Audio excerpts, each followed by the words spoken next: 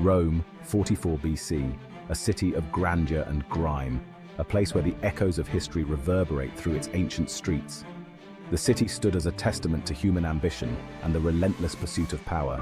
It was a time of dazzling triumphs and festering resentment, where the glory of military victories was often overshadowed by the simmering discontent among the populace. The triumphal arches and grand parades masked the underlying tensions that threatened to unravel the fabric of society. The Roman Republic, once a beacon of shared power and democratic ideals, teetered on the brink of collapse.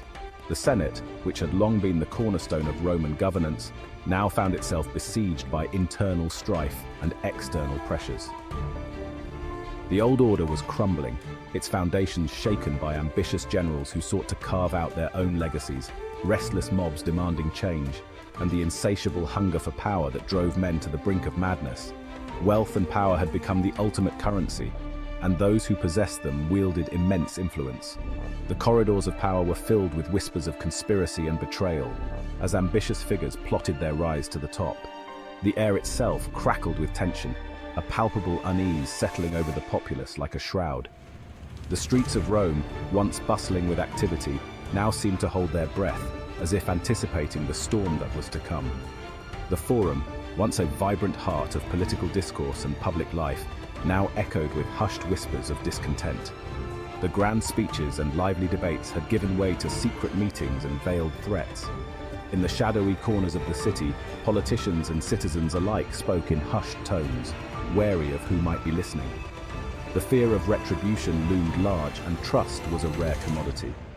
Among the city's teeming masses, a sense of foreboding grew. The diverse populace, from the wealthy patricians to the struggling plebeians, all felt the weight of uncertainty pressing down upon them. Omens and portents were whispered in hushed tones, ravens circling the capital, dark birds that seemed to herald the coming of something ominous. The superstitious among them saw these signs as warnings from the gods. Soothsayers and oracles, revered and feared in equal measure, warned of impending doom. Their prophecies spoke of great upheaval and the fall of mighty men, casting a shadow over the hearts of those who listened. Rome, it seemed, was holding its breath, bracing itself for a storm that threatened to shatter the very foundations of the Republic. The storm clouds gathered, both in the sky and in the hearts of men, as the city stood on the precipice of an uncertain future. Into this cauldron of unrest strode Gaius Julius Caesar, a man of unparalleled ambition and charisma. Born into a patrician family, Caesar's early years were marked by political turmoil and personal challenges. A brilliant military strategist and a shrewd politician, Caesar had risen through the ranks with meteoric speed, his name whispered in awe and fear. From his conquests in Gaul to his triumphant return to Rome, Caesar's star had been steadily ascending. He had amassed wealth, power, and the unwavering loyalty of his legions. The people cheered his victories, mesmerized by his charisma and promises of glory. But Caesar's growing power came at a price. The Senate watched his ascent with growing alarm. They saw in Caesar not a savior but a threat, a man whose ambition knew no bounds. The whispers of dissent grew louder, and the corridors of power buzzed with intrigue and conspiracy. Cracks began to appear in the facade of unity. The Senate was now a hotbed of factionalism and discord. Caesar's enemies whispered of tyranny, of a republic on the verge of becoming a monarchy in all but name. They feared his ambition, his popularity, and the unwavering loyalty of his legions. The stage was set for a confrontation that would decide the fate of Rome. The world watched as Rome stood on the brink of monumental change, with Caesar at the heart of it all. In the shadowy corners of the Roman elite, a conspiracy began to take shape. Whispers of dissent echoed through the grand halls and dark alleys of Rome. The air was thick with tension. Senators, once Caesar's allies, now gathered in secret, their faces illuminated by flickering candlelight, their voices hushed but filled with a deadly purpose. Among them were Cassius, driven by envy, and Brutus, torn between loyalty to Caesar and the Republic. Cassius was the mastermind, always scheming. Brutus, a man of principle, was conflicted. They saw Caesar's growing power as a threat to their ambitions and the Republic's principles. Caesar, once a hero, had become a symbol of unchecked power. The Ides of March would become the focal point of their plot. The conspirators prepared meticulously, knowing the fate of the Republic hung in the balance. In the heart of Rome, the fateful day had arrived. The Ides of March, 44 BC. The theatre of Pompey stood as a silent witness to the unfolding tragedy. Julius Caesar, unaware of the storm brewing around him, walked into the Senate chamber, his every step echoing through the grand hall. The conspirators were ready, their faces masked with a veneer of calm. Among them, Brutus and Cassius, the architects of the plot, exchanged a final, grim nod. As Caesar took his seat, the tension in the room became palpable, a heavy silence that seemed to suffocate the air. Suddenly, the silence shattered. The senators, once loyal, now turned assassins, surrounded Caesar. The first blade struck, a swift and brutal betrayal. Caesar's eyes widened in shock and pain as the daggers plunged into his flesh, each strike a calculated blow to the heart of the Republic. Brutus, torn by his love for Caesar and his duty to Rome, hesitated only for a moment, but the path of treachery had no room for hesitation. With a heavy heart, he too drove his dagger into Caesar. "Et tu, Brute!" Caesar's final words, a mix of disbelief and sorrow, echoed through the chamber. 23 times their blades found their mark. 23 times the Republic bled with each strike.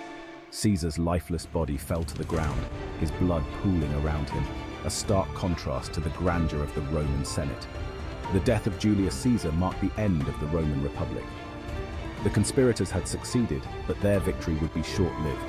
The assassination would set the stage for the rise of the Roman Empire, an era of unprecedented power and expansion, but also one of tyranny and bloodshed.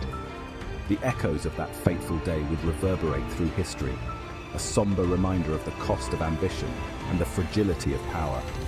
The echoes of Caesar's assassination reverberated through the streets of Rome, a city now teetering on the brink of chaos. The conspirators had succeeded in ending Caesar's life, but they had also ignited a firestorm of uncertainty and fear. The power vacuum left in Caesar's wake led to immediate unrest, as Rome's political landscape was thrown into turmoil. In the days following the assassination, Rome was gripped by a series of violent confrontations and power struggles. The Senate, once a pillar of stability, became a battlefield for ambitious men vying for control. Mark Antony, Caesar's loyal lieutenant, seized the opportunity to rally support against the conspirators, stirring the public's anger and grief. As the city descended into civil war, alliances were forged and broken with dizzying speed. Brutus and Cassius, the masterminds of the plot, found themselves on the defensive, their dreams of restoring the Republic slipping away.